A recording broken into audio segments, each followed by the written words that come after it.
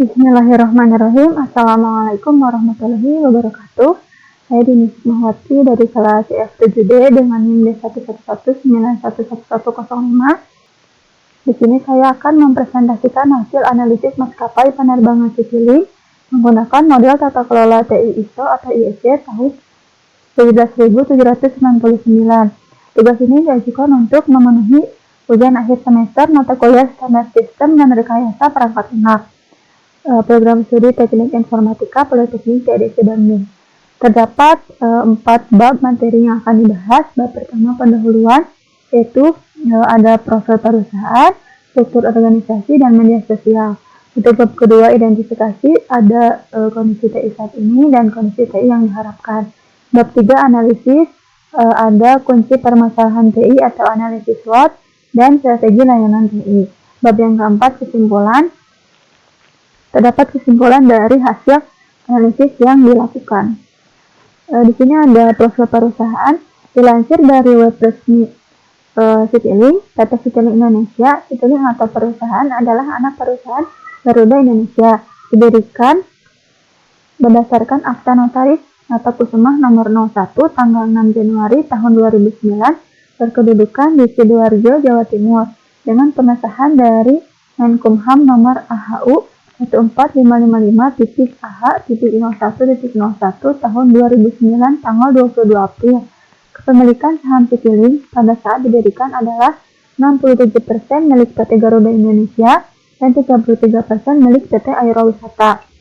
Penerbangan Citylink pada awalnya merupakan penerbangan yang dikelola oleh SBU Citylink milik Garuda Indonesia yang beroperasi dengan AOC Garuda dan menggunakan nomor penerbangan Garuda yakni tahun 2011. Citylink telah menjadi maskapai yang paling cepat berkembang di Indonesia sejak tahun 2011 ketika mengambil A320 pertama dan pencepatan ekspansi sebagai bagian dari upaya oleh grup Garuda untuk bersaing lebih agresif pada segmen budget traveler.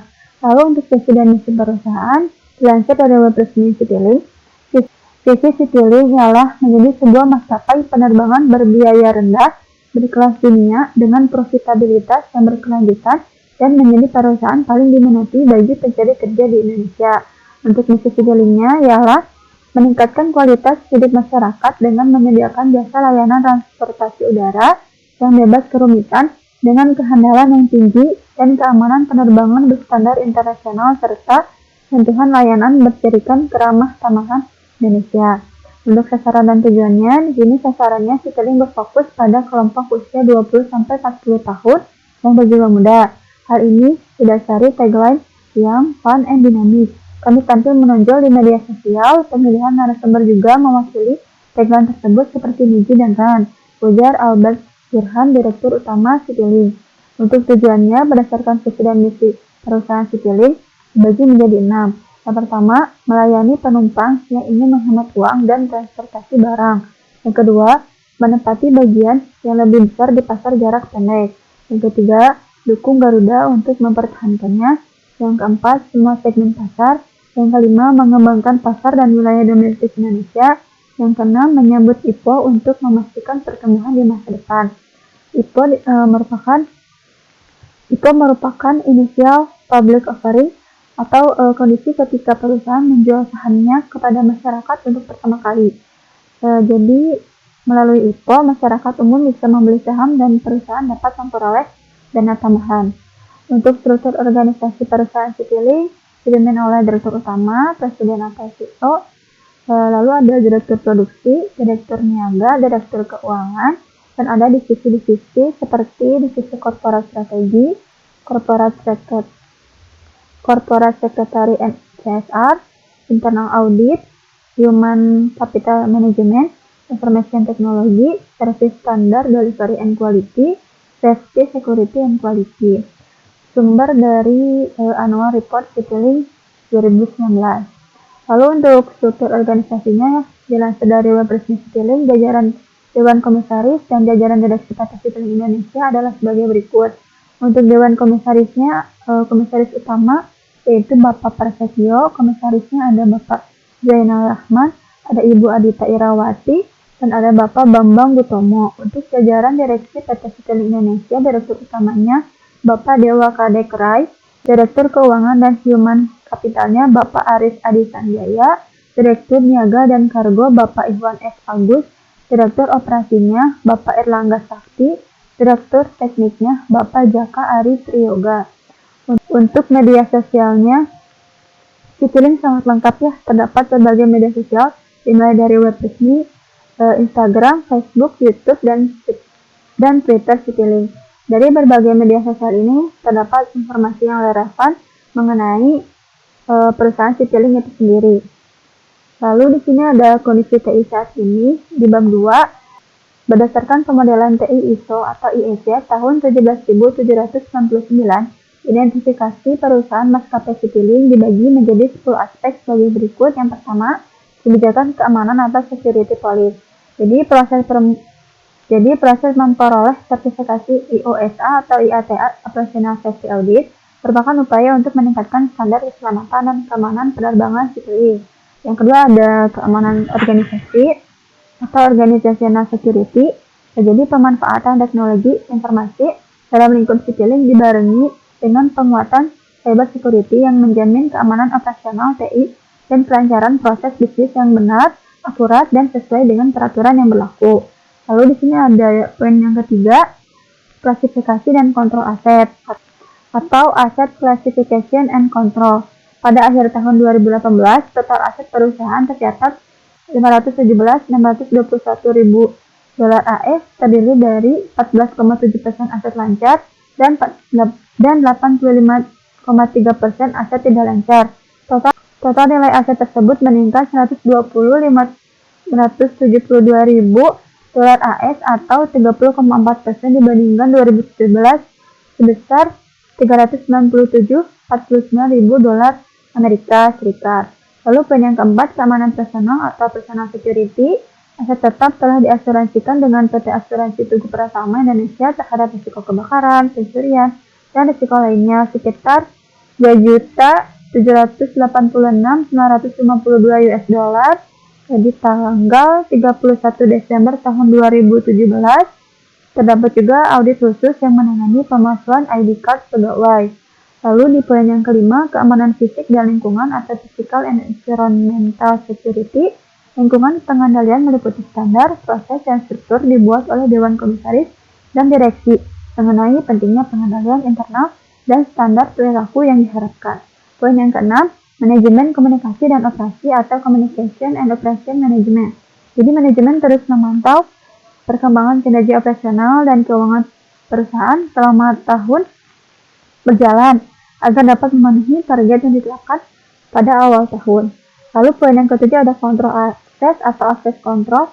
Jadi sebagai bentuk kepatuhan terhadap prinsip-prinsip transparansi dan keterbukaan informasi sesuai dengan peraturan perundang-undangan yang berlaku, perusahaan Citylink memberikan kemudahan akses informasi kepada masyarakat untuk dapat mengakses melalui media sosial. Seperti yang tadi sebelumnya sudah disampaikan, media sosial Citylink terdapat web resmi, Facebook, Instagram, Twitter, dan juga YouTube. Dan juga bisa datang langsung ke kantor dari perusahaan Citylink itu sendiri untuk informasi lebih lanjut. Lalu poin yang ke-8, di sini ada pengembangan dan pemeliharaan sistem atau System Development and Maintenance. Jadi pemanfaatan TI dalam lingkup Citylink telah dilengkapi dengan adanya standar sistem. Jadi pemanfaatan TI dalam lingkup Citylink telah dilengkapi dengan adanya standar operasional prosedur atau SOP yang mengatur pedoman dan aturan kerja bagi TI dalam mengembangkan aplikasi TI yang selaras dengan tujuan bisnis Citylink. Poin yang ke-9 ada manajemen kelangsungan bisnis atau Business Continuity Management. Jadi manajemen menganalisis bahwa dalam kegiatan usahanya, perusahaan dihadapkan pada beberapa risiko besar yang timbul dari risiko nilai tukar mata uang asing, risiko likuiditas, dan risiko suku bunga. Poin yang ke-10 ada kepatuhan compliance. Jadi komitmen perusahaan untuk menjalankan bisnis sesuai dengan peraturan dan undang-undang mencegah perusahaan menerima sanksi administratif dari pihak yang berwenang. Jadi di bab 2 identifikasi ini ada konsep yang diharapkan, yaitu berhasil menerapkan ISO IEC 17769 dengan memperhatikan beberapa faktor dibagi menjadi 6 faktor. Yang pertama, memiliki kebijakan, tujuan, dan aktivitas keamanan yang selaras dengan tujuan perusahaan. Yang kedua, secara konsisten menerapkan pendekatan di seluruh perusahaan untuk manajemen keamanan. Yang ketiga, menunjukkan dukungan dan komitmen dari manajemen. Yang keempat, memiliki pemahaman yang baik tentang persyaratan keamanan, penilaian risiko, dan manajemen risiko. Yang kelima, mengkomunikasikan secara efektif tentang masalah keamanan kepada manajer dan karyawan. Yang keenam, mendistribusikan pedoman dan standar untuk keamanan informasi kepada semua karyawan dan pemasok. Lalu di bab ketiga ini ada kunci permasalahan TI atau analisis SWOT, dimulai dari S-nya, strength atau kekuatan. Perusahaan Citylink memiliki aksesibilitas dengan adanya pembelian voucher via ATM, call center, dan booking konvin via internet. Yang kedua, memiliki sistem tiket less. Lalu untuk kelemahannya, weakness ada dua ya, dibagi menjadi dua. Yang pertama, masih ada armada aircraft yang relatif sama. Yang kedua, tidak sesuai antara kapasitas aircraft dengan demand pada rute-rute tertentu. Untuk peluang atau opportunities-nya dibagi menjadi tiga. Yang pertama, demand akan tipe aircraft baru naik. Yang kedua, adanya peluang implementasi segera pengguna teknologi pada cara ekspektasi maupun check-in. Yang ketiga, adanya kartel. Jadi, kartel adalah suatu hubungan adanya kerjasama atau kolusi antara beberapa kelompok produsen atau perusahaan dalam hal melakukan produksi barang serta memasarkannya yang bertujuan menetapkan harga untuk membatasi penawaran dan persaingan. Lalu untuk ancamannya di sini ada dibagi menjadi 5. Yang pertama, krisis berkelanjutan di Indonesia. Yang kedua, pelanggan belum mengerti tata cara reservasi dengan komputer. Yang ketiga, teknologi tinggi berkembang cepat. Yang keempat, masuknya pesaing baru. Yang kelima, perang harga dengan perusahaan penerbangan lain.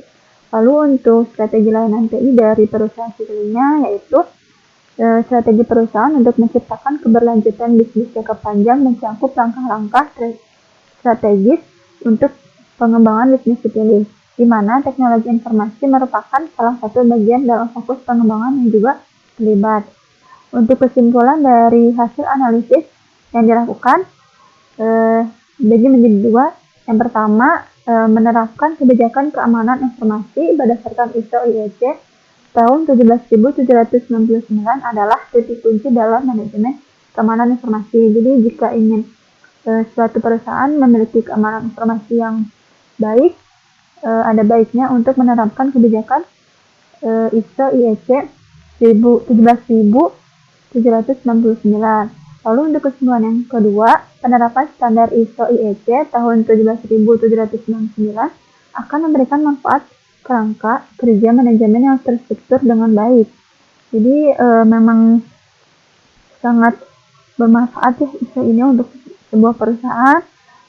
Lalu bisa menjadi dukungan juga pengukuran kinerja sistem keamanan informasi sehingga memungkinkan sistem informasi bekerja lebih efektif dan efisien.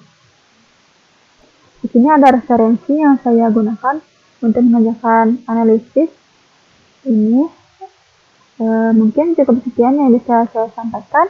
Terima kasih, mohon maaf atas segala kekurangannya. Wabillahi taufiq wal hidayah. Wassalamualaikum warahmatullahi wabarakatuh.